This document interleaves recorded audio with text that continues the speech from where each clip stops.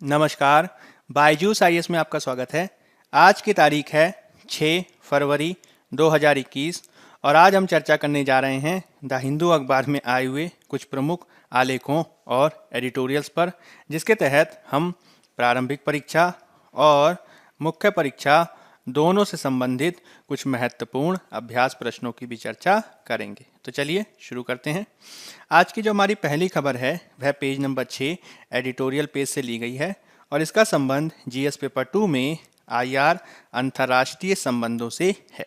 मुख्य रूप से यह जो खबर है यह संबंधित है भारत श्रीलंका संबंधों के संदर्भ में, और भारत श्रीलंका संबंधों में हाल में एक नवीन प्रकार का घटनाक्रम देखा गया है, जिसके तहत श्रीलंका की राजपक्षे सरकार द्वारा भारत और जापान द्वारा संयुक्त रूप से श्रीलंका में विकसित किए जा रहे ईस्ट कंटेनर टर्मिनल प्रोजेक्ट से अब सरकार पीछे हट गई है। अब यह जो ईस्ट कंटेनर टर्मिनल प्रोजेक्ट है यह भारत श्रीलंका संबंधों के संदर्भ में काफ़ी महत्व रखता है। मुख्य रूप से 2019 के पश्चात इस पर हम आगे बढ़े थे, किंतु जब से श्रीलंका में सरकार परिवर्तित हुई है उसके बाद से जो वर्तमान की सरकार है उसने पिछली सरकार में लिए गए बहुत सारे निर्णयों से वे पीछे हट गई है, और जो ईस्ट कंटेनर टर्मिनल प्रोजेक्ट से पीछे हटने का जो निर्णय है उसे भी इस संदर्भ में देखा जा रहा है।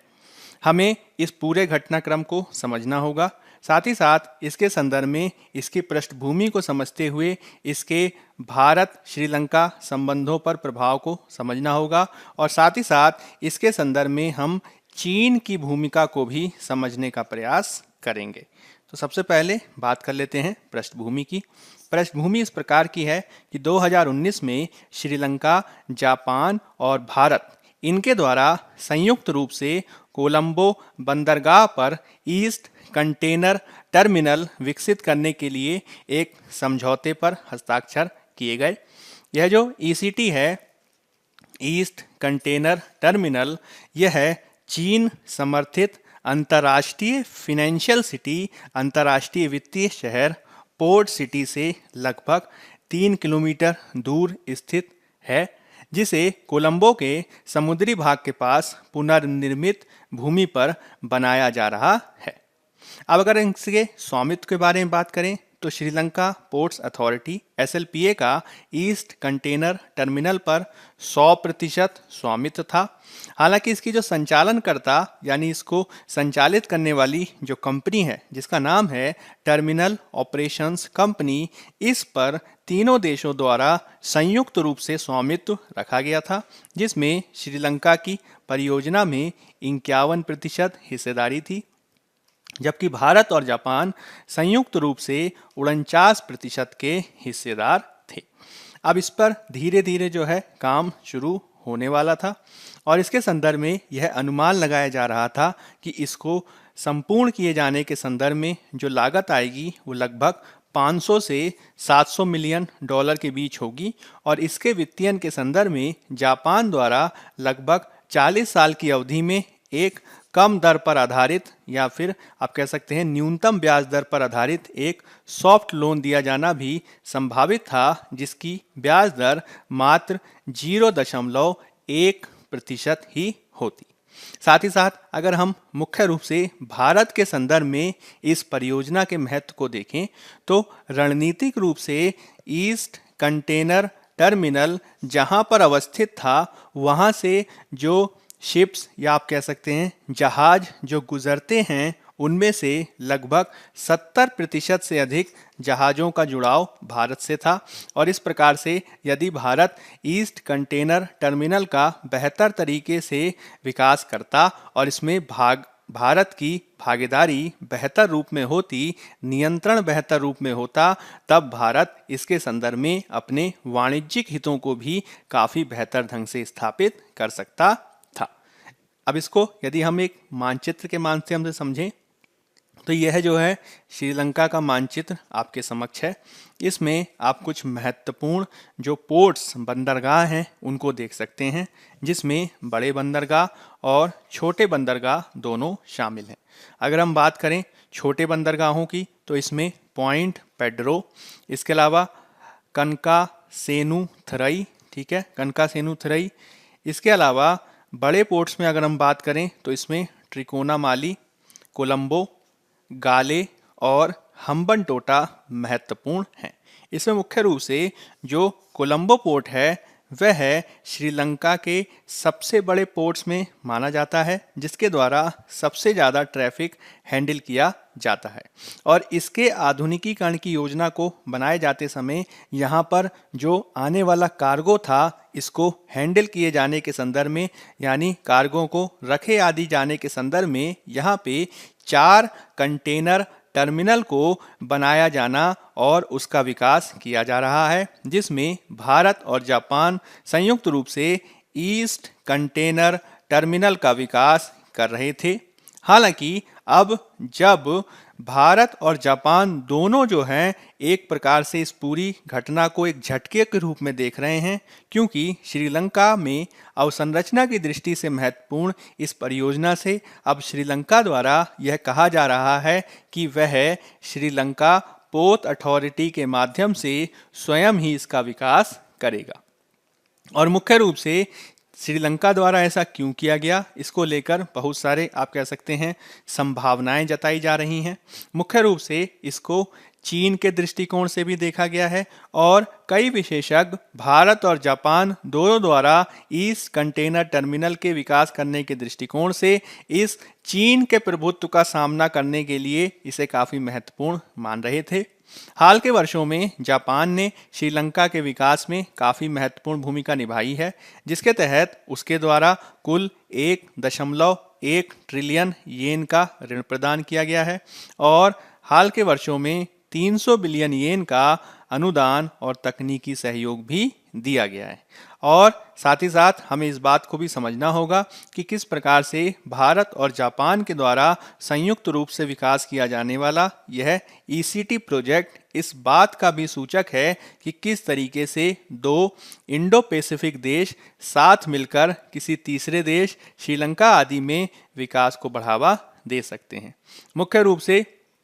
हाल के समय में जिस प्रकार से इंडो पैसिफिक क्षेत्र में चीन की प्रभुत्व को हम देख सकते हैं, उसकी पृष्ठभूमि में जो क्वाड के सदस्य हैं जिसमें भारत और जापान की महत्वपूर्ण भूमिका है, उनके द्वारा जिस प्रकार से तीसरे देशों में विकास को बढ़ावा देने के लिए प्रयास किए जा रहे हैं, उसके दृष्टिकोण से हम ईसीटी प्रोजेक्ट को देख सकते हैं। मुख्य रूप से दोनों देश इसके माध्यम से यह प्रयास कर रहे हैं कि हम दक्षिण एशिया में चीन के प्रभुत्व का सामना कर सकें। साथ ही साथ दक्षिण एशिया में चीन द्वारा बेल्ट एंड रोड परियोजना के माध्यम से जिस प्रकार से अपने अवसंरचनागत क्षेत्र में प्रभुत्व को बढ़ाया गया है, उसके एक विकल्प के रूप में दोनों देश दक्षिण एशिया में वहनीय, पारदर्शी और सतत विकल्प की उपलब्धता करा सकें, इसके संदर्भ में भी ईसीटी परियोजना को देखा जा सकता है। मुख्य रूप से यह परियोजना दक्षिण एशिया के अवसंरचनात्मक विकास को बढ़ावा देने वाली साबित हो सकती है। हालांकि जब श्रीलंका इससे पीछे हट गया, अब नई दिल्ली और जापान दोनों ही इसके संदर्भ में काफ़ी निराशा जाहिर कर रहे हैं। अब जो विशेषज्ञ हैं वो इसके संदर्भ में काफ़ी संभावनाएं जता रहे हैं। कुछ विशेषज्ञों का कहना है कि जब से श्रीलंका में नवीन राजपक्षे सरकार आई है, तब से ही उसके द्वारा जो निर्णय लिए गए हैं वो इस प्रकार के रहे हैं कि वे पिछली सरकार में लिए गए निर्णयों से अब पीछे हट रही है। तत्कालिक रूप से तो यह कहा जा रहा है कि इस बंदरगाह की जो यूनियन है उसके ग्रुप द्वारा किसी भी प्रकार की विदेशी भागीदारी का विरोध किया जा रहा है और इसके आधार पर ही परियोजना से पीछे हटा गया है, उसको रद्द किया गया है। हालांकि मुख्य रूप से जब से राजपक्षे भाई सत्ता में आए हैं, उसके बाद से ही सरकार द्वारा जो पहली प्रतिबद्धताएं की गई थीं, उनमें कई ऐसे उदाहरण प्राप्त होते हैं जब सरकार ने पिछली जो प्रतिबद्धताएं की वह अब लागू ही नहीं की जा रही हैं। जैसे कि भारत द्वारा इससे पूर्व प्रधानमंत्री जो थे रानिल विक्रमसिंघे, उनके काल में त्रिकोणामाली शहर में तेल और अवसंरचना परियोजनाओं के विकास के लिए समझौता किया गया। हालांकि वर्तमान में इसे भी आप कह सकते हैं कि बहुत ज़्यादा महत्व नहीं दिया जा रहा है। साथ ही साथ बहुत सारे जो विशेषज्ञ हैं वो इसके संदर्भ में चीन की भूमिका से भी इनकार नहीं कर रहे हैं, क्योंकि उनका कहना है कि वर्तमान कोरोना काल में जब किसी भी अवसंरचना विकास में श्रीलंका को भारी समस्याओं का सामना करना पड़ रहा है, तो वह बिना किसी बाह्य सहायता से इतने विश्वास के साथ ईस्ट कंटेनर टर्मिनल का खुद से 100% वित्तीयन करते हुए विकास की बात तो कर ही नहीं सकता। इसका मतलब क्या हुआ कि कहीं ना कहीं चीन द्वारा उसे प्रोत्साहन दिया गया है कि आप इस परियोजना से पीछे हट जाइए और हम जो हैं अपनी तरफ से इसको वित्तीयन करेंगे। वर्तमान में इसके संदर्भ में यह भी कहा जा रहा है कि कोलंबो पोर्ट में और भी बहुत सारी दूसरी परियोजनाएं चल रही हैं, जिसमें चीनी भागीदारी आदि देखी जा रही है। उनके संदर्भ में तो किसी भी प्रकार का विदेशी भागीदारी को रोके जाने के संदर्भ में विरोध प्रदर्शन नहीं देखा गया और वे पहले की तरह जारी हैं, जैसे कि कोलंबो इंटरनेशनल कंटेनर टर्मिनल।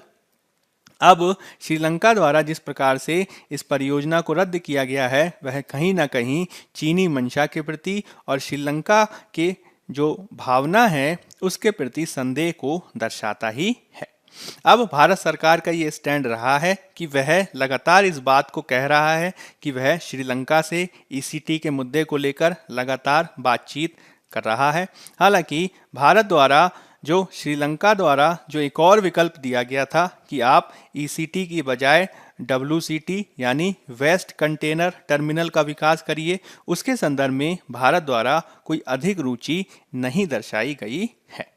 हाल के वर्षों में हम यह देख रहे हैं कि किस प्रकार से भारत श्रीलंका से अपने संबंधों को बेहतर करने के लिए काफ़ी प्रयास कर रहा है। विशेष रूप से पड़ोसी प्रथम नेबरहुड फर्स्ट की अप्रोच के तहत इसको देखा जा सकता है। इसके तहत श्रीलंका को नवीन क्रेडिट लाइन सहायता दी गई है, यानी ऋण सहायता दी गई है। उस पर जो है सहयोग को बढ़ावा देने के लिए करेंसी स्वैप एग्रीमेंट किया गया है। इस करेंसी स्वैप एग्रीमेंट के माध्यम से मुख्य रूप से इस बात पर बल दिया गया है कि दोनों देश अपनी मुद्रा में व्यापार को बढ़ावा दें, ताकि श्रीलंका पर डॉलर में भुगतान का बोझ ना पड़े। साथ ही साथ श्रीलंका को कोविड-19 के समय में सहायता और वैक्सीन के संदर्भ में भी सहयोग को बढ़ावा दिया गया है। इसके संदर्भ में विविध राजनीतिक नेताओं द्वारा लगातार वार्ताओं और बैठकों के माध्यम से संबंधों को प्रगाढ़ बनाने की दिशा में भी प्रयास किए गए हैं, जैसे कि पिछले कुछ समय में जो NSA हैं, राष्ट्रीय सुरक्षा सलाहकार अजीत डोभाल और विदेश मंत्री जयशंकर, वह भी कोलंबो गए। इसके अलावा प्रधानमंत्री मोदी द्वारा भी श्रीलंका के राष्ट्रपति और प्रधानमंत्री से बातचीत की जा रही है लगातार आधार पर। साथ ही साथ भारत लगातार ये प्रयास कर रहा है कि इस द्विपक्षीय संबंध को बहुपक्षीय बनाए जाने के दृष्टिकोण से भी हम कार्य करें, और भारत द्वारा जापान के साथ मिलकर भी इसके संदर्भ में सहयोग को बढ़ावा दिया जा रहा है। तो निरंतरता के आधार पर हम ये कह सकते हैं कि श्रीलंका से भारत अपने संबंध बेहतर बनाने के लिए कार्य कर रहा है, लेकिन इस संबंधों की प्रगाढ़ता के संदर्भ में हमें यह भी बहुत ध्यान रखना आवश्यक होगा कि यदि हम संबंधों को दो तरफा आधार पर बेहतर बनाना चाहते हैं, तो इसके लिए बेहद आवश्यक है कि श्रीलंका भी इस दिशा में सहयोग करे। तो दोनों देशों के सहयोग के माध्यम से हम बेहतर निर्णय तक पहुंच सकते हैं, जो हमें इसके संदर्भ में समझे जाने की आवश्यकता है। चलिए अब बात कर लेते हैं हम पेज नंबर 6 में दिए गए एक और आर्टिकल की, जिसका संबंध GS पेपर 2 में हेल्थ स्वास्थ्य क्षेत्र से है। मुख्य रूप से यह जो एडिटोरियल है यह संबंधित है Indian council of medical research ICMR द्वारा हाल ही में किए गए अखिल भारतीय स्तर पर तीसरे सेरोलॉजिकल सर्वे से। सेरोलॉजिकल सर्वे के संदर्भ में हमने कल अथवा परसों के जो हमारा एडिटोरियल था उसमें भी हमने चर्चा की थी, जिसमें हम मुख्य रूप से हमने इस बात पे बल दिया था कि किस प्रकार से अखिल भारतीय स्तर पर जो सेरोलॉजिकल सर्वे किया जाता है और उसके माध्यम से जो जनसंख्या है, जनसंख्या में विद्यमान किसी वायरस अथवा जीवाणु के प्रति बनने वाली एंटीबॉडी की जांच की जाती है, उसके संदर्भ में यह काफ़ी महत्वपूर्ण होता है। और यदि कोई व्यक्ति किसी भी प्रकार के वायरस के संपर्क में आता है तो उसके शरीर के प्रतिरक्षा तंत्र द्वारा उसके विरुद्ध एंटीबॉडी का निर्माण किया जाता है और यह एंटीबॉडी एक निश्चित समय तक उस वायरस के प्रति विद्यमान रहती है। इसका तात्पर्य यह होता है कि इसके माध्यम से हम इस बात की जांच कर सकते हैं या इस बात का हम बेहतर अनुमान लगा सकते हैं कि कितनी प्रतिशत जो जनसंख्या है वह किसी वायरस के प्रति सुभेद्य है अथवा कितनी प्रतिशत ऐसी जनसंख्या है जो इस वायरस का सामना पहले भी कर चुकी है। और हाल के समय में जिस प्रकार से एक समुदाय विशेष को हर्ड इम्यूनिटी बनाए जाने की बात की जाती है, उस हर्ड इम्यूनिटी को बनाए जाने के संदर्भ में किसी भी जनसंख्या के लगभग 60 से 70% वर्ग का किसी वायरस के प्रति आप कह सकते हैं संक्रमणशील ना होना या किसी वायरस के संक्रमण के प्रति तैयार रहने की आवश्यकता होती है। इसके संदर्भ में भी सेरोलॉजिकल सर्वे द्वारा यह जांच की जाती है कि कोई जो जनसंख्या या जनसंख्या समुदाय है क्या उसमें वह क्षमता आई है कि वह किसी वायरस का बेहतर रूप से सामना कर सके अथवा नहीं। विशेष रूप से भारत जैसे बड़े देशों के संदर्भ में तो इसकी महत्ता और भी अधिक बढ़ सकती है। अब अगर हम इसके संदर्भ में कुछ महत्वपूर्ण परिणामों के बारे में बात करें तो हम ये देखते हैं कि इससे पहले जो सर्वे किया गया था वह अगस्त सितंबर में किया गया था। उसके बाद अब जो तीसरा सर्वे हुआ है उसमें हमें ज़्यादा व्यापक परिणाम प्राप्त हुए हैं, जो एक प्रकार से इस बात को दर्शाता है कि किस प्रकार से कोविड-19 के प्रसार में वृद्धि हुई है। इसमें यह देखा गया कि लगभग 5 में से एक व्यक्ति में कोविड-19 के संक्रमण के संदर्भ में एंटीबॉडी देखी गई और कुल संख्या के आधार पर यह संख्या लगभग आप 27 करोड़ कह सकते हैं। मुख्य रूप से इसके तहत यह देखा गया कि जो 10 से 17 आयु वर्ग है, जिसे आप टीनेज कह सकते हैं, वहाँ के संक्रमण में 5 गुना अधिक वृद्धि देखी गई है। और इस बार का जो सर्वे हुआ है उसमें जो डॉक्टर्स हैं, पैरामेडिकल स्टाफ हैं, नर्सेज हैं, उन पर भी संक्रमण के संदर्भ में जांच की गई और ये देखा गया कि लगभग 25% जो डॉक्टर हैं उनमें संक्रमण के लक्षण विद्यमान हैं, जो राष्ट्रीय औसत से काफ़ी अधिक है। अब इसके संदर्भ में जो सर्वे के परिणाम आए हैं उसमें विशेषज्ञों द्वारा काफ़ी विविध प्रकार के प्रश्नों को और मतों को व्यक्त किया गया है। मुख्य रूप से विशेषज्ञों का कहना है कि हाल के समय में जिस प्रकार से कोरोना वायरस के संदर्भ में केस लोड कम देखा गया है वो इस बात को दर्शाता है कि शहरों में हो सकता है संक्रमण का स्तर कम हो गया हो। हालांकि गांवों में इसका प्रभाव किस तरीके से देखा जाएगा इसके संदर्भ में हमें और ज़्यादा सघन और व्यापक सेरोलॉजिकल सर्वे करने की आवश्यकता है, विशेष रूप से गाँव में कोरोना वायरस के प्रभाव को आंकने के लिए। और इसके तहत जिस प्रकार से हमने देखा कि वर्तमान में भी मात्र 21% के आसपास जो जनसंख्या है उसमें एंटीबॉडी देखी गई, इसका तात्पर्य यह हुआ कि अभी भी 80% जनसंख्या ऐसी है जो वायरस के प्रति सुभेद्य बनी हुई है। अब इसी के चलते ये कहा जा रहा है कि भारत को अभी भी काफ़ी सावधानी बरतने की आवश्यकता है। व्यापक स्तर पर हमें वैक्सीनीकरण को करना होगा, साथ ही साथ जो सोशल डिस्टेंसिंग का पालन है, मास्क को पहने जाने की आवश्यकता है, इसको भी जारी रखना होगा।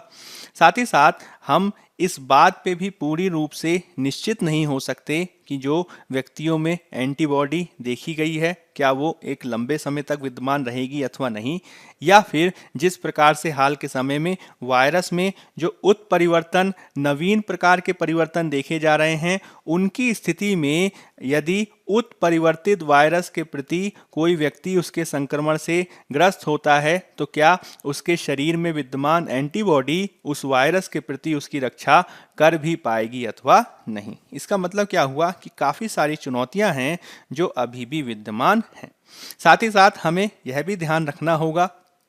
कि जिस प्रकार से देश की 80% जनसंख्या सुभेद्य है, उसमें भी इस बात को ध्यान में रखे जाने की ज़रूरत है कि जिस प्रकार से 10 से 17 आयु वर्ष यानी टीन एज और बालकों में संक्रमण में वृद्धि देखी गई है, उसके संदर्भ में हमें किस प्रकार से प्रयास किए जाने चाहिए। विशेष रूप से जो कोरोना वायरस की वैक्सीन बनाई जा रही है वह बच्चों में किस प्रकार से प्रभावी होगी, बच्चों पर इसका क्या प्रभाव पड़ सकता है। साथ ही साथ ग्रामीण भारत में यदि ज़्यादा सुभिद्धता होगी तो हमें ये आवश्यक हो जाता है कि हम ग्रामीण भारत में वायरस के प्रसार के संदर्भ में जांच करने के साथ ही ग्रामीण क्षेत्रों में वायरस के संदर्भ में वैक्सीन दिए जाने के संदर्भ में उस क्षेत्र को प्राथमिकता दें। और साथ ही साथ इसके संदर्भ में ये आवश्यक हो जाता है कि जो सीरोलॉजिकल सर्वे हुआ है उसके संदर्भ में ना केवल आईसीएमआर और सरकार के साथ जो अन्य विशेषज्ञ हैं वह भी बेहतर तरीके से इसके परिणामों को ध्यान में रखते हुए कार्रवाई करें। तो सीरोलॉजिकल सर्वे इस बात का संकेतक है कि किस प्रकार से भारत अभी भी वायरस के प्रति सुभेद है और निरंतरता के आधार पर सावधानी बरती जाने की आवश्यकता है। चलिए अब हम बात कर लेते हैं आज के फ्रंट पेज नंबर 1 में दिए गए आर्टिकल की, जिसका संबंध जीएस पेपर 2 में पॉलिटी से है। यह संबंधित है सुप्रीम कोर्ट द्वारा कॉमेडियन मुनव्वर फारूकी को अंतरिम आधार पर जमानत दिए जाने से, जिसके तहत यह देखा गया था कि मध्य प्रदेश पुलिस द्वारा उन कॉमेडियन के विरुद्ध धार्मिक भावनाओं को आहत करने के आरोप के संदर्भ में उन पर मामला एफआईआर दर्ज की गई। इसके संदर्भ में सुप्रीम कोर्ट में जब मामला गया तो सुप्रीम कोर्ट ने ये कहा कि मध्य प्रदेश पुलिस ने जो उन पर आरोप लगाए हैं वो काफ़ी अस्पष्ट हैं। साथ ही साथ मुनव्वर फारूकी को गिरफ्तार किए जाने के संदर्भ में जो सीआरपीसी है, सिविल प्रक्रिया संहिता, उसकी धारा 41 के तहत जो प्रक्रिया का पालन निर्धारित किया गया है उसका भी पालन पुलिस द्वारा नहीं किया गया। इसके संदर्भ में सुप्रीम कोर्ट ने 2014 के अरनेश कुमार बनाम बिहार राज्य निर्णय का भी संदर्भ दिया है और इसके आधार पर सुप्रीम कोर्ट का ये कहना है कि प्रत्येक व्यक्ति को उसकी व्यक्तिगत स्वतंत्रता से वंचित किए जाने के संदर्भ में राज्य और उसकी एजेंसियों को विधि द्वारा निर्धारित प्रक्रिया का पालन किया जाना आवश्यक है। इसके तहत किसी भी व्यक्ति को गिरफ्तार किया जाना उसके लिए एक शोषण का उपकरण ना बने, इसके लिए भी विधि द्वारा निर्धारित प्रक्रिया के तहत ही किसी को गिरफ्तार किया जाना चाहिए। इसके पहले की अगर हम पृष्ठभूमि की बात करें तो मुनव्वर फारूकी को जब मध्य प्रदेश पुलिस द्वारा गिरफ्तार किया गया तो उन्होंने मध्य प्रदेश हाई कोर्ट में इसके संदर्भ में जमानत याचिका दाखिल की थी। हालांकि जब उनकी याचिका को हाई कोर्ट द्वारा खारिज कर दिया गया उसके बाद उन्होंने सुप्रीम कोर्ट में अपील की थी और इसके माध्यम से जिस प्रकार से सुप्रीम कोर्ट ने विविध सिद्धांतों को सामने रखा है उसके अंतर्गत हमें एक बेहद महत्वपूर्ण कॉन्सेप्ट जो पॉलिटी में सबसे ज़्यादा महत्वपूर्ण होता है, अनुच्छेद 21 के संदर्भ में मूल अधिकारों के संदर्भ में इसकी काफ़ी प्राथमिकता है, इसको समझे जाने की आवश्यकता है। अधिकांश विद्यार्थी इसके संदर्भ में काफ़ी कंफ्यूज रहते हैं। लगातार क्लासेस में इसके संदर्भ में प्रश्न पूछे जाते रहे हैं। यही कारण है कि हम इस कॉन्सेप्ट की चर्चा करने का प्रयास करते हैं। यह कॉन्सेप्ट है विधि द्वारा स्थापित प्रक्रिया, जिसे अंग्रेजी में कहते हैं प्रोसीजर एस्टेब्लिश्ड बाय लॉ, और विधि की विधिवत प्रक्रिया ड्यू प्रोसेस ऑफ लॉ के बीच अंतर किस प्रकार से है। तो देख लेते हैं। सबसे पहले हम चर्चा कर लेते हैं विधि द्वारा स्थापित प्रक्रिया यानी प्रोसीजर एस्टेब्लिश्ड बाय लॉ की। विधि द्वारा स्थापित प्रक्रिया का अगर हम शाब्दिक अर्थ देखें तो इसका अर्थ है कि विधायिका या फिर कोई भी विचाराधीन निकाय या फिर आप कह सकते हैं संसद आदि, उसके द्वारा विधिवत कानून बनाया गया है यदि इसे स्थापित करने की प्रक्रिया का सही तरीके से पालन किया जाता है। इसका मतलब क्या हुआ? इसका मतलब ये हुआ कि भारतीय संविधान द्वारा संसद या विधायिका को जिन चरणों के तहत कानून को बनाने का अधिकार दिया गया है, यदि वो उस प्रक्रिया का पालन करते हुए कानून का निर्माण करती है तो उसे सही माना जाएगा। यानी मंत्री अथवा निजी सदस्य द्वारा बिल को प्रस्तुत किया जाए, उस बिल पर व्यापक परिचर्चा की जाए, उस बिल पर व्यापक परिचर्चा करने के पश्चात उस पर मतदान किया जाए और बहुमत से निर्णय होने के पश्चात उसको स्वीकार कर लिया जाए। तत्पश्चात उसको राष्ट्रपति के पास हस्ताक्षर के लिए भेजा जाए और इसके बाद जब वह साइन होकर आ जाए, हस्ताक्षर होकर आ जाए, तब उसे गजट द्वारा नोटिफाइड कर दिया जाए। तो इस प्रकार से जो एक पूरी प्रक्रिया बनाई जाएगी वह एक विधि द्वारा स्थापित प्रक्रिया होगी और इसके संदर्भ में चूंकि विधि द्वारा निर्मित जो प्रक्रिया है या फिर संसद ने जो प्रक्रिया का पालन सही से किया है तो उसको सही माना जाएगा, इसको विधि द्वारा स्थापित प्रक्रिया के तहत गलत नहीं माना जाएगा। इसका मतलब क्या हुआ कि यदि न्यायपालिका के समक्ष कोई प्रश्न आता है कि कोई कानून किसी प्रकार से वैध है अथवा नहीं, तो इसके संदर्भ में न्यायपालिका विधि द्वारा स्थापित प्रक्रिया का निर्धारण करते समय यह आकलन करेगी कि क्या विधायिका, जिसमें आप संसद अथवा राज्य विधायिका की बात कर सकते हैं, उनके यह क्षेत्राधिकार में था कि नहीं कि वह कानून को बना सकें, इसका वह निर्णय करेगी। साथ ही साथ वह इस बात की भी जांच करेगी क्या उसने कानून बनाने के लिए निर्धारित प्रक्रिया का पालन किया है।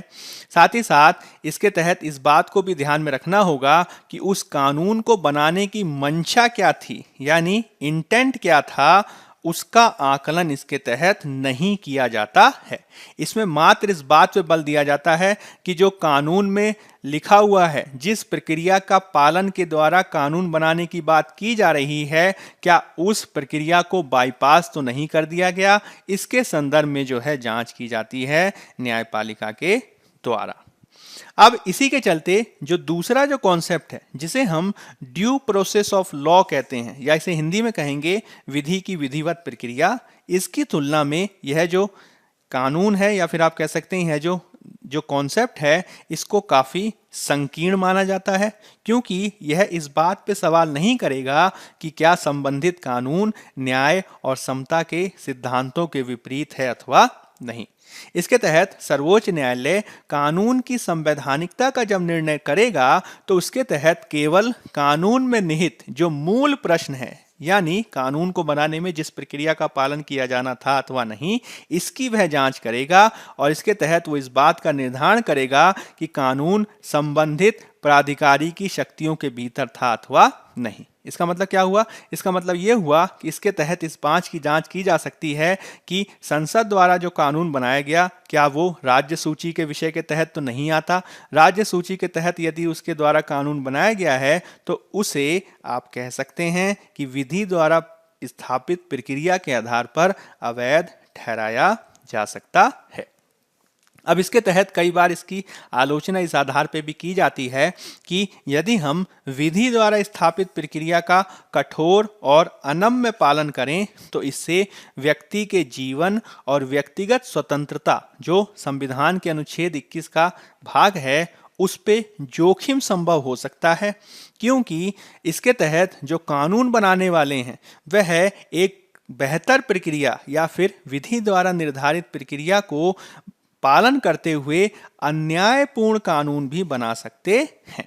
इस तरीके से जो विधि द्वारा स्थापित प्रक्रिया है वह केवल सरकारों की मनमानी के खिलाफ व्यक्ति की रक्षा करती है। यद्यपि यदि कानून बनाने वाले इसके माध्यम से अन्यायपूर्ण कानून बनाने लगें तो इसको जो है रोके जाने के संदर्भ में विधि द्वारा स्थापित प्रक्रिया बहुत ज़्यादा प्रभावी नहीं है। यही कारण है कि संसद या फिर राज्य विधायिका द्वारा बनाए जा सकने वाले अन्यायपूर्ण कानूनों को रोके जाने के संदर्भ में जो दूसरा कॉन्सेप्ट है जिसे हम विधि की विधिवत प्रक्रिया या ड्यू प्रोसेस ऑफ लॉ कहते हैं, उसकी सर्वाधिक महत्ता आ जाती है। क्योंकि जो विधि की विधिवत प्रक्रिया है वो ये सुनिश्चित करती है कि कोई भी जो कानून है वह उचित और न्यायपूर्ण होना चाहिए तथा किसी भी रूप में वह मनमाना नहीं होना चाहिए। इसके तहत यदि सर्वोच्च न्यायालय यह कहता है कि कोई भी कानून न्यायोचित नहीं है तो वह उसे शून्य घोषित कर देगा, नल एंड वॉइड कर देगा। इस प्रकार से यह जो सिद्धांत है वह व्यक्तिगत अधिकारों के लिए अधिक निष्पक्ष उपचार प्रदान करता है और इसके माध्यम से उच्चतम न्यायालय अपने नागरिकों के अधिकार के संरक्षण हेतु काफी व्यापकता को धारण कर लेता है। इसके तहत सुप्रीम कोर्ट कानूनों को न केवल मौलिक अधिकारों का उल्लंघन करने के आधार पर शून्य घोषित कर सकता है, साथ ही साथ अगर कानून अतार्किक हों, अगर कानून अनरीजनेबल हों, तो इनके आधार पर भी उन्हें प्रक्रियात्मक आधारों पर रद्द घोषित किया जा सकता है। यानी मूल अधिकारों की रक्षा किए जाने के संदर्भ में यह जो संकल्पना है वो काफी व्यापकता ले लेती है जब हम इसको भारत में लागू कर देते हैं।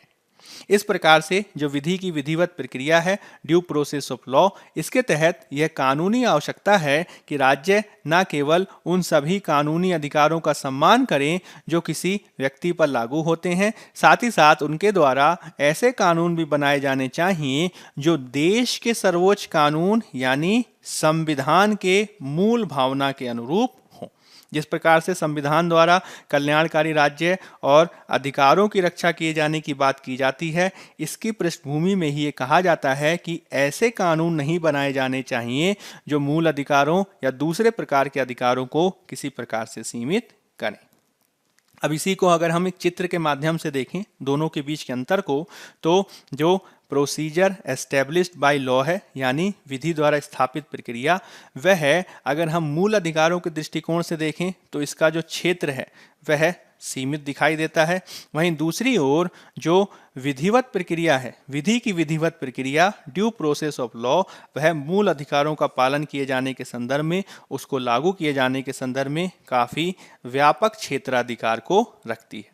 साथ ही साथ विधि द्वारा स्थापित प्रक्रिया के तहत इस बात पर बल दिया जाता है कि जो प्रक्रिया पालन की जा रही है वह सही होनी चाहिए। कानून बनाने की जो प्रक्रिया है उस पर ज़्यादा जोर है। वहीं दूसरी ओर यह कानून पर ही जो है नियंत्रण लगाता है कि कहीं कानून के माध्यम से आप मौलिक अधिकारों को तो छीनने का प्रयास नहीं कर रहे हैं। और अगर हम इसके स्रोत के बारे में बात करें तो मूल रूप से ब्रिटिश संविधान से इसका उद्गम हुआ है। वहीं दूसरी ओर जो संयुक्त राज्य अमेरिका का संविधान है उससे ड्यू प्रोसेस ऑफ लॉ, विधि की विधिवत प्रक्रिया का उद्गम हुआ है। तो यह जो है दोनों की परिभाषा और दोनों के अंतर के कुछ महत्वपूर्ण बिंदु हैं जिसे हमें समझे जाने की आवश्यकता है। अब हम देख लेते हैं पेज नंबर 9 में दिए गए आर्टिकल की, जो संबंधित है जीएस पेपर 2 और जीएस पेपर 3 दोनों से, जिसमें गवर्नेंस और आंतरिक सुरक्षा दोनों से इसका संबंध है। मुख्य रूप से संबंधित है केंद्र सरकार द्वारा दिल्ली हाई कोर्ट में दिए गए एक एफिडेविट से, और इस एफिडेविट के माध्यम से सरकार ने कहा है कि नागरिकों की जब वाक और अभिव्यक्ति की स्वतंत्रता की बात आती है तो इसको सुनिश्चित किए जाने के संदर्भ में और राज्य द्वारा नागरिकों की बेवजह निगरानी, सर्विलांस किए जाने को रोके जाने के संदर्भ में भारत सरकार द्वारा विधि पूर्वक कार्यवाही की जा रही है। इसके तहत किसी भी व्यक्ति के जो मैसेजेज आदि होते हैं, सूचना आदि होती है, उन पर सरकार जो निगरानी कार्यक्रम चला रही है वह उन पर स्वतः लागू नहीं होते, अपितु इसके संदर्भ में यदि कोई भी राज्य एजेंसी, जिसमें आप आसूचना एजेंसी आदि का नाम ले सकते हैं, यदि वे किसी के मैसेजेस को पढ़ना चाहती है अथवा किसी नागरिक पर मॉनिटरिंग आदि करना चाहती है तो इसके संदर्भ में कानून द्वारा जो निर्धारित प्रक्रिया है उसके अनुसार ही कार्यवाही की जाती है।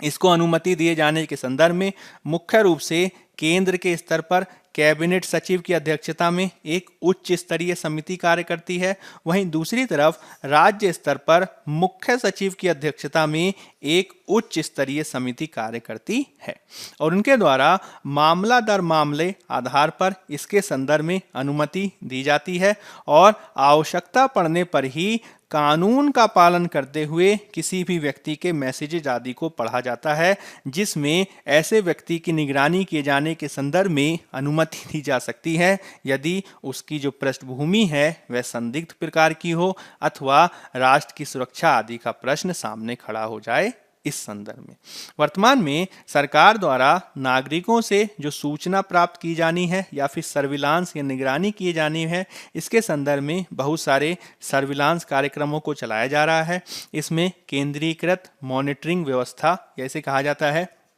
सेंट्रलाइज मॉनिटरिंग सिस्टम CMS, इसके अलावा नेटवर्क ट्रैफिक एनालिसिस और नेशनल इंटेलिजेंस ग्रिड की भूमिका है। हालांकि इसमें केंद्र सरकार जो सूचना प्रौद्योगिकी अधिनियम है और भारतीय टेलीग्राफ कानून है, इसके अनुसार ही कार्य करती है। अब इसको जो एफिडेविट है जो सरकार द्वारा दिल्ली हाई कोर्ट में दाखिल किया गया, वो इसलिए दाखिल किया गया क्योंकि दिल्ली हाई कोर्ट में एक याचिका जो है दायर की गई और इसके माध्यम से यह मांग की गई कि केंद्र सरकार जिस प्रकार से राज्य के नागरिकों पर अबाधित रूप से निगरानी कर रही है, सर्विलांस कर रही है, उसको रोके जाने के संदर्भ में अब आवश्यक हो गया है कि एक स्थायी स्वतंत्र प्राधिकरण की स्थापना की जाए जो इस प्रकार के अवांछित निगरानी को रोके और साथ ही साथ आवश्यकता पड़ने पर इसके तहत जो टेलीग्राफ एक्ट होता है और जो सूचना प्रौद्योगिकी अधिनियम होता है, उसके दायरे में रहते हुए राज्य को सशर्त मॉनिटरिंग की अनुमति दे। वर्तमान में स्थिति क्या है? तो वर्तमान में स्थिति यह है कि इसकी जो अनुमति है वह नौकरशाहों द्वारा दी जाती है और नौकरशाह नियुक्त किए जाते हैं केंद्र सरकार के द्वारा। इस प्रकार से देखा जाए तो एक प्रकार से वह केंद्र सरकार की अनुमति आदि के आधार पर ही कार्य कर सकते हैं, जो नागरिकों की निजता के संदर्भ में नकारात्मक प्रभाव के रूप में देखा जा सकता है।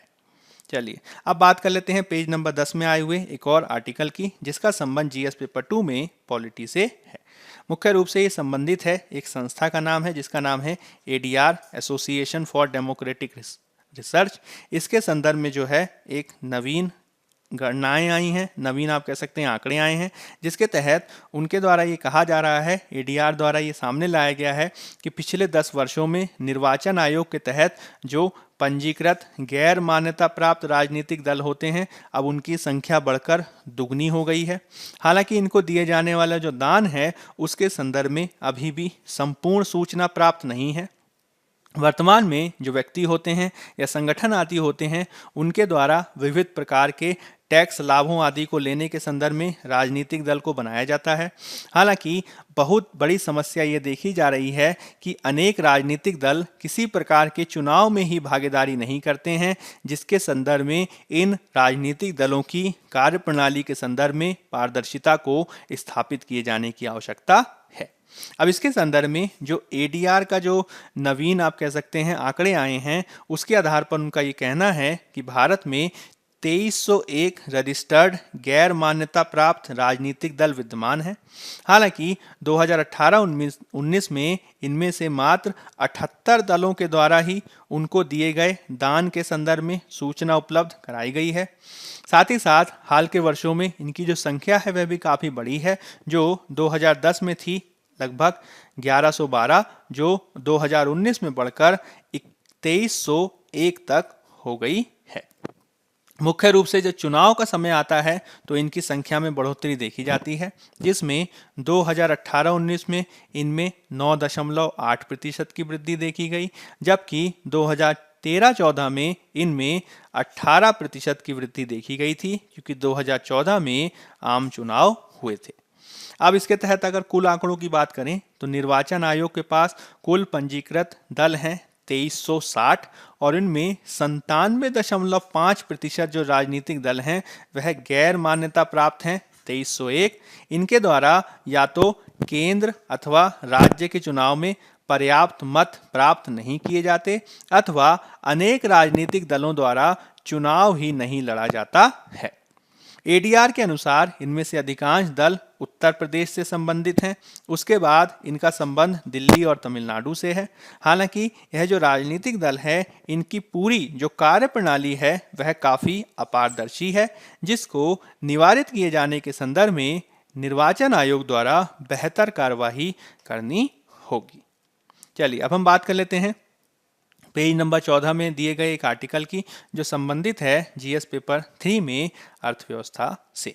यह संबंधित है सरकार द्वारा सरकारी जो पीएसयूज होते हैं या फिर आप कह सकते हैं सरकारी कंपनियां, इनके विनिवेश के संदर्भ में, नवीन प्रयासों के संदर्भ में, जिसमें बजट के माध्यम से सरकार अब अपने स्रोत को बढ़ावा दिए जाने के दृष्टिकोण से, राजस्व उगाही को बढ़ावा दिए जाने के दृष्टिकोण से विनिवेश को बढ़ावा दिए जाने का लक्ष्य रखा गया है। इसके तहत यह भी सरकार द्वारा कहा जा रहा है कि ऐसा नहीं होगा कि सरकार अपनी सभी की सभी सरकारी कंपनियां बेच देगी। इसके तहत कुछ महत्वपूर्ण रणनीतिक, आप कह सकते हैं स्ट्रैटेजिक क्षेत्रों का भी निर्धारण किया जा रहा है, जहां पे न्यूनतम संख्या में सरकारी उद्यमों को बना के रखा जाएगा। मुख्य रूप से सरकार द्वारा ये कहा गया है कि जो कृषि क्षेत्र को सहायता देने वाले या कृषि क्षेत्र से संबंधित जो पीएसयूज हैं, उनका विनिवेश नहीं किया जाएगा। इसके तहत ऐसे पीएसयूज जो किसानों को बीज उपलब्ध कराते हैं अथवा जिनका संबंध खाद्यान्नों के अधिग्रहण और वितरण से है, उनमें संलग्न पीएसयूज को बेचे जाने का सरकार का इरादा नहीं है। इसके तहत मुख्य रूप से जो निर्णय लिया जाएगा वह नीति आयोग द्वारा कार्यवाही की जाएगी और उसके द्वारा ही पीएसयूज के विनिवेश के संदर्भ में निर्णय लिया जाने वाला है। तो यह जो है देखने वाली बात होगी कि सरकार विनिवेश के लक्ष्य को प्राप्त किए जाने के संदर्भ में किस प्रकार से सामने आती है। अब कुछ प्रीलिम्स प्रैक्टिस क्वेश्चन देख लेते हैं। पहला क्वेश्चन है, विविध न्यायिक निर्णयों के पश्चात संविधान के अनुच्छेद 21 का विस्तार निम्नलिखित में से किन किन अधिकारों के संदर्भ में किया गया है? सांस्कृतिक विरासत का संरक्षण, अंडर ट्रायल का संरक्षण, विदेश जाने का अधिकार। तो इसके संदर्भ में ऑप्शन 1 और 2, 2 और 3, 1, 3 के उपरोक्त सभी। तो इसका उत्तर है हमारा डी, उपरोक्त सभी। यह जो है इसलिए क्वेश्चन लिया क्योंकि आज पेज नंबर 6 में एक एडिटोरियल आया है जिसमें राजीव गांधी हत्या में आरोपी पेरारी वलन के 30 साल से अधिक जेल में होने की घटना का व्याख्या की गई है। इसके तहत मुख्य रूप से इस एडिटोरियल में इस बात को स्थापित किया गया है कि किस प्रकार से राज्य की एजेंसियों द्वारा जो मुख्य आरोपी होते हैं उनको पकड़ने की बजाय जो उनकी सहायता करने वाले होते हैं उनको जो है पकड़ लिया जाता है और उसके बाद उनको अधिक से अधिक सजा दी जाती है। इसके तहत ये देखा गया कि जो पेरारी वलन है वह 1991 के बाद से ही लगातार जेल में बने हुए हैं। 2004 में उनके मृत्युदंड को उम्र कैद में बदल लिया गया था। वर्तमान में वह 30 साल से ज़्यादा की सज़ा काट चुके हैं और इसके संदर्भ में लगातार उनके जीवन के अधिकार की जो उल्लंघन है उसके संदर्भ में लगातार आलोचना हो रही है, जिसके संदर्भ में उनके द्वारा दया याचिका आदि भी प्रस्तुत की गई। इसके बावजूद जो राज्यपाल आदि हैं वह समयबद्ध आधार पर कार्यवाही नहीं कर रहे हैं, जो उनके जीवन के अधिकार और आप कह सकते हैं व्यक्तिगत स्वतंत्रता के संदर्भ में नकारात्मक उदाहरण प्रस्तुत करता है। अब इसके संदर्भ में जो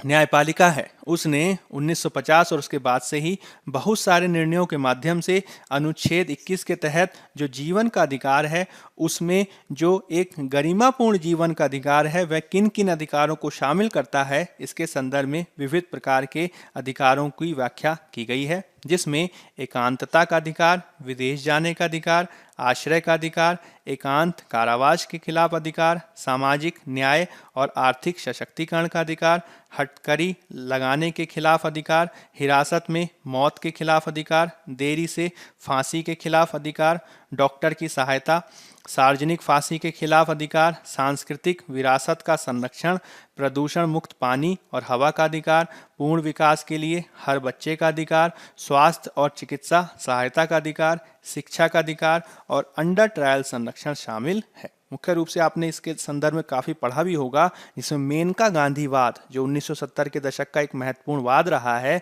वह काफ़ी महत्वपूर्ण है। नेक्स्ट क्वेश्चन देख लेते हैं।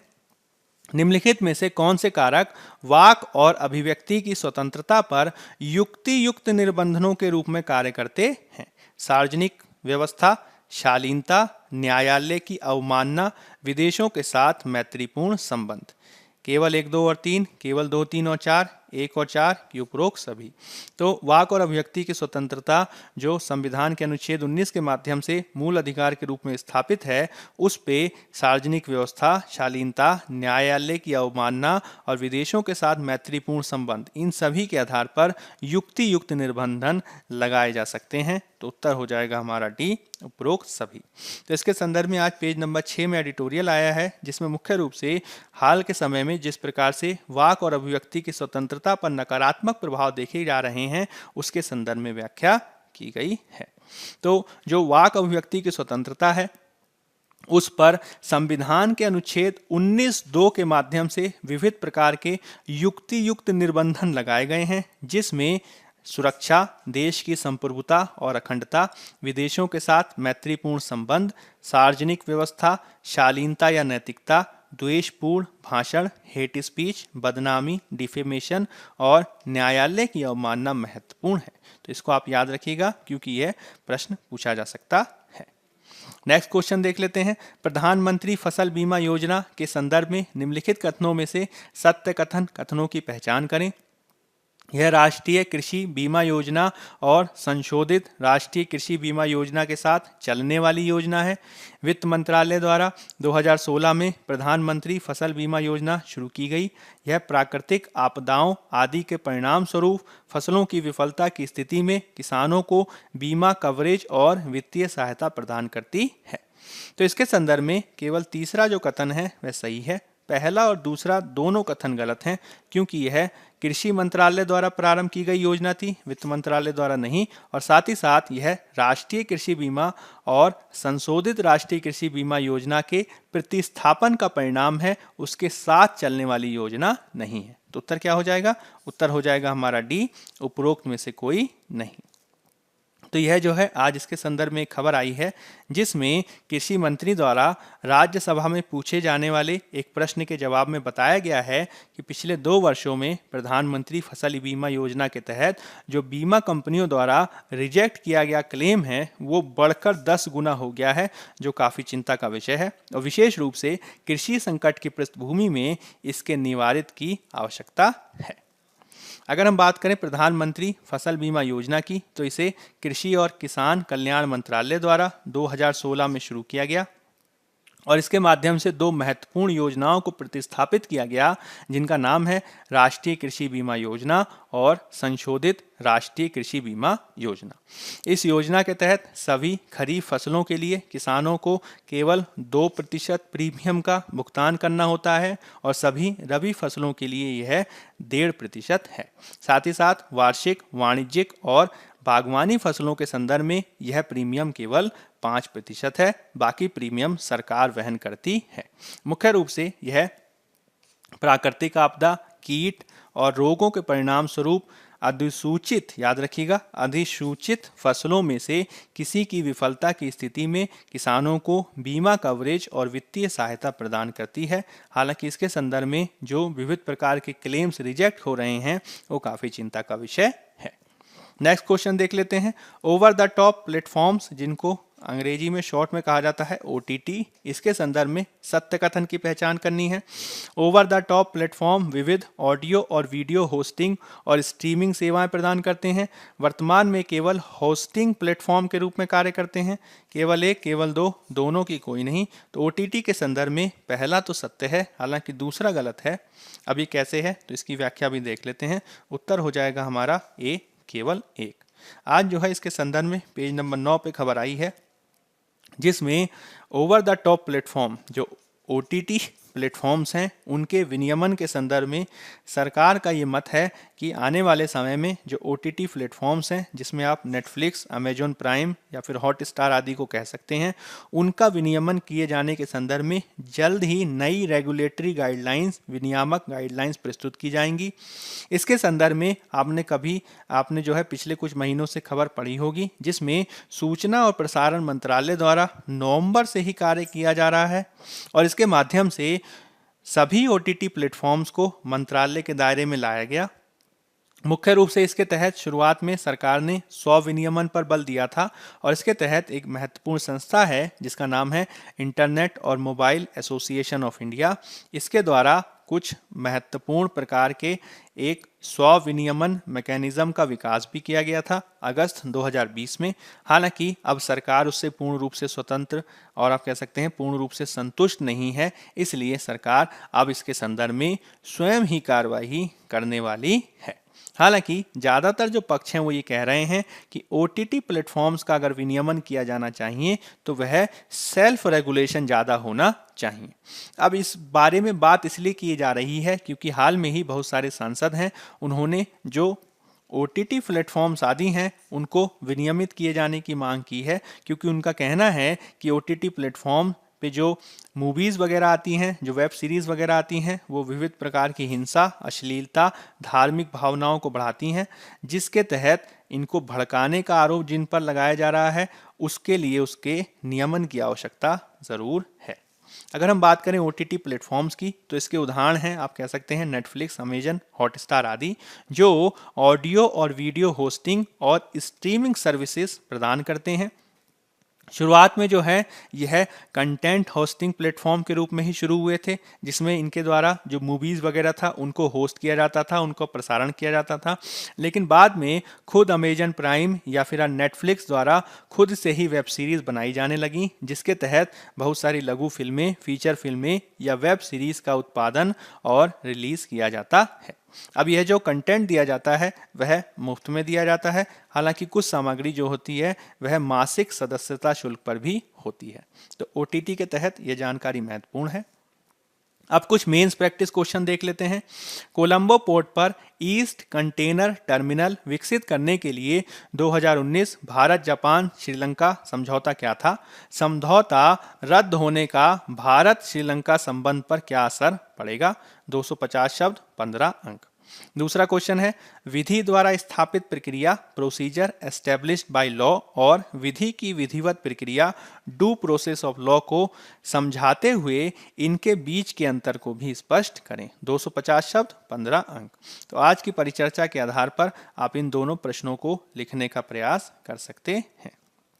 तो बायजूस IAS के आज के इस सत्र के माध्यम से हमने आपके समक्ष अधिक से अधिक कंटेंट और संकल्पनाओं की चर्चा की। यदि आपको हमारे वीडियोस पसंद आ रहे हैं तो अधिक से अधिक लाइक, शेयर और सब्सक्राइब करें। आज के अंक में फिलहाल इतना ही। धन्यवाद।